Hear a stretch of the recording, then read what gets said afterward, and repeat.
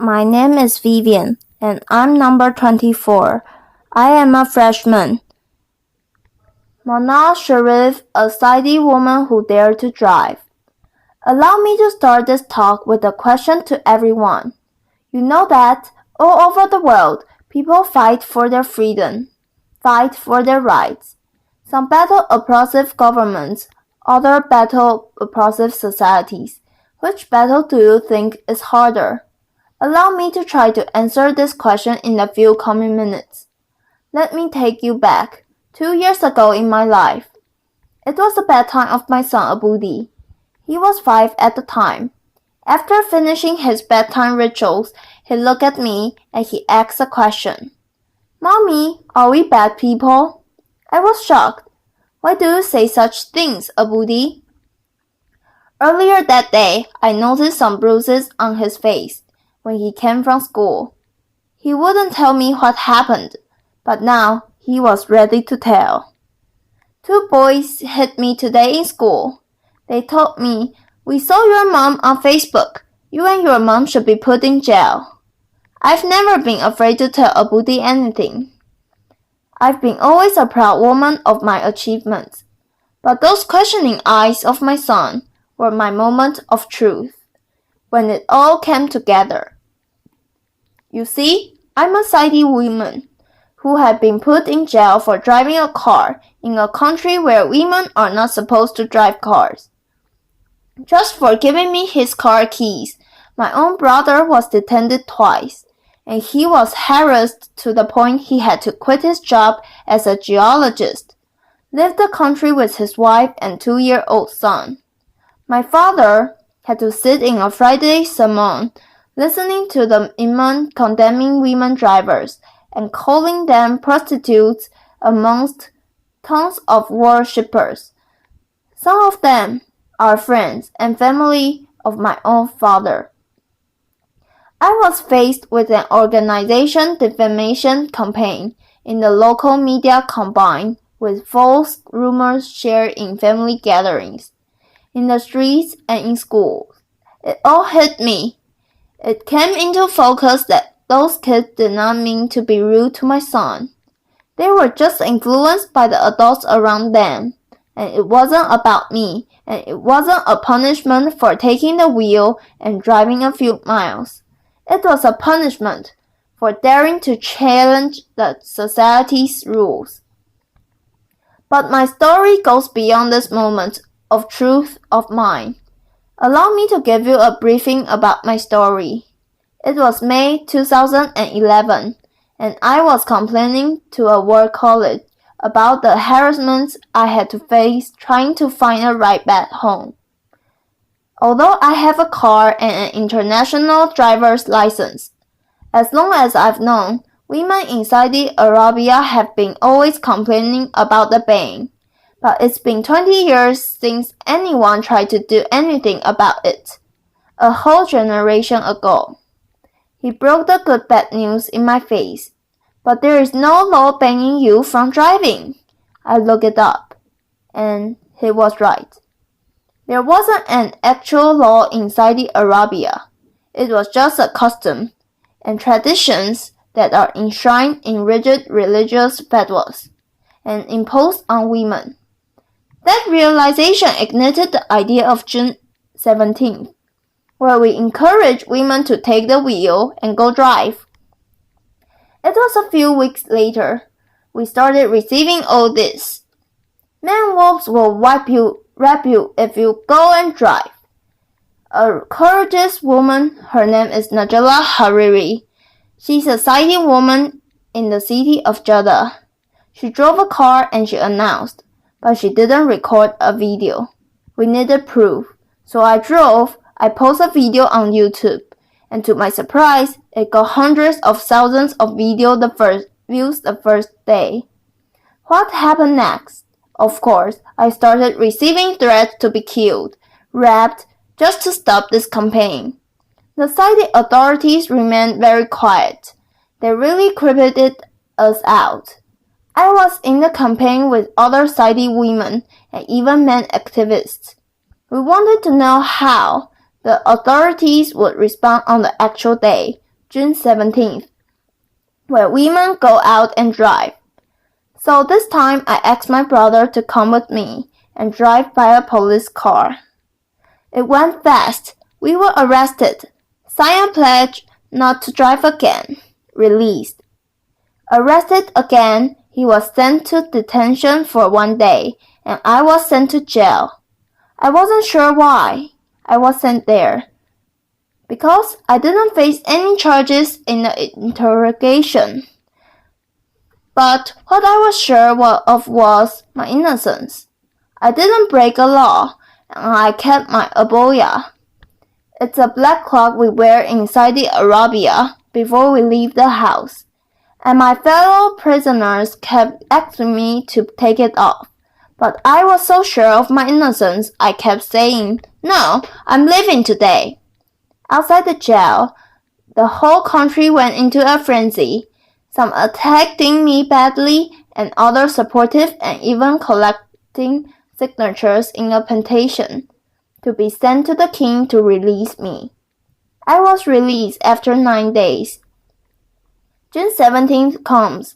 The streets were packed with police cars and religious police cars, but some 100 brave Saudi women broke the ban and drove that day. None were arrested. We broke the taboo. So I think by now, everyone knows that we can't drive, or women are not allowed to drive in Saudi Arabia, but maybe few know why. Allow me to help you answer this question. There was this official study that was presented to the Shura Council. It's a consultative council appointed by the king in Saudi Arabia, and it was done by a local professor, a university professor. He claims it's done based on a UNESCO study, and the study states the percentage of rape, adultery, illegitimate children, even drug abuse. Prostitution in countries where women drive is higher than countries where women don't drive. I know, I was like this. I was shocked. I was like, we are the last country in the world where women don't drive. So if you look at the map of the world, that only leaves 2 countries, Saudi Arabia, and the other society is the rest of the world. We started a hashtag on Twitter mocking the study, and it made headlines around the world. BBC News, end of virginity if women drive, Saudi cleric warns. And only then we realized it's so empowering to mock your oppressor. It strips it away of its strongest weapon, fear. This system is based on ultra-conservative traditions and customs that deal with women if they are inferior and they need a guardian to protect them. So they need to take permission from this guardian, whether verbal or written, all their lives. We are minors until the day we die, and it becomes worse when it's enshrined in religious fatwas based on wrong interpretation of the Sharia law or the religious laws. What's worse, when they become codified as laws in the system, and when women themselves believe in their inferiority, and they even fight those who try to question these rules. So for me, it wasn't only about these attacks I had to face. It was about living 2 totally different perceptions of my personality, of my person.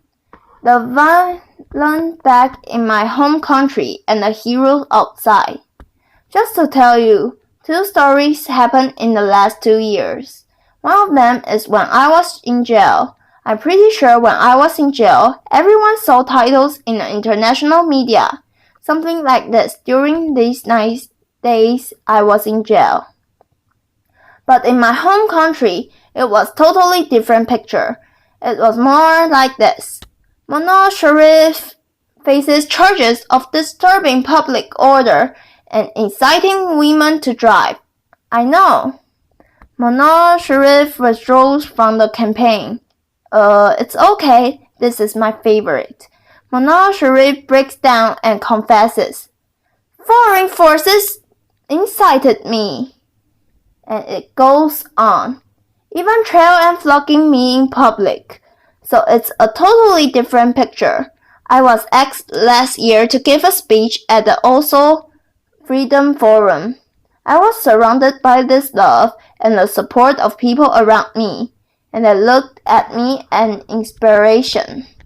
At the same time, I flew back to my home country. They hated this speech so much. The way they call it a betrayal to the Saudi country and the Saudi people, and they even started a hashtag called Oslo Traitor on Twitter. Some 10,000 tweets were written in the hashtag, while the opposite hashtag, Oslo Hero, there was like a handful of tweets written. They even started a poll. More than 13,000 voters answered this poll, whether they considered me a traitor or not after that speech. 90% said yes, she's a traitor. So it's these two totally different perceptions of my personality. For me, I'm a proud Saudi woman, and I do love my country. And because I love my country, I'm doing this.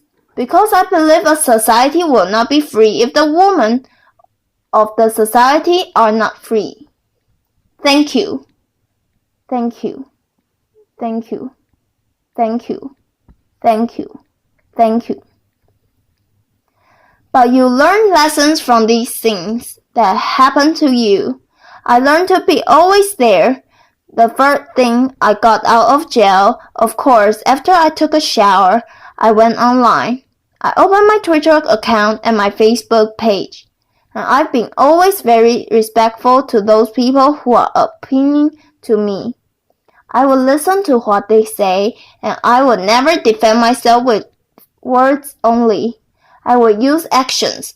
When they said I should withdraw from the campaign, I filed the first lawsuit against a General Directorate of Traffic Police for not issuing me a driver's license. There are a lot of people also, very big support, like those 3,000 people who signed a petition to release me. We sent a petition to the Shura Council in favor of lifting the ban on Saudi women, and there were like 3,500 citizens who believed in that, and they signed that petition. There were people like that. I just showed some examples who are amazing, who are believing in women's rights in Saudi Arabia and trying, and they are also facing a lot of hate because of speaking up and voicing their views. Saudi Arabia today is taking small steps toward enhancing women's rights. The Shura Council that's appointed by the king, by the royal decree of King Abdullah. Last year, there were 30 women assigned to the council, like 20%. 20% of the council. The same time, finally, the council, after rejecting our petition 4 times for women driving, they finally accepted it last February. After being sent to jail or sentenced lashing or sent to a jail, the spokesperson of the traffic police said, "We will only issue traffic violation for women drivers." The Grand Mufti, who is the head of the religious establishment in Saudi Arabia, he said, "It's not recommended for women to drive. It used to be haram, forbidden, but the previous Grand Mufti." So, for me, it's not about only these small steps. It's about women themselves. A friend once asked me, she said, "So, when do you think this women driving will happen?" I told her, "Only if women stop asking when, and take action to make it now." So it's not only about the system, it's also about as women to drive our own life, I said. So I have no clue, really, how I became an activist. and I don't know how I became one now. But all I know and all I'm sure of, in the future, when someone asks me my story, I will say, I'm proud to be amongst those women who lived the pain, fought the pain, and celebrated everyone's freedom. So the question I started my talk with, who do you think is more difficult to face? Oppressive governments or oppressive societies? I hope you find clues to answer that from my speech. Thank you, everyone. Thank you. Thank you.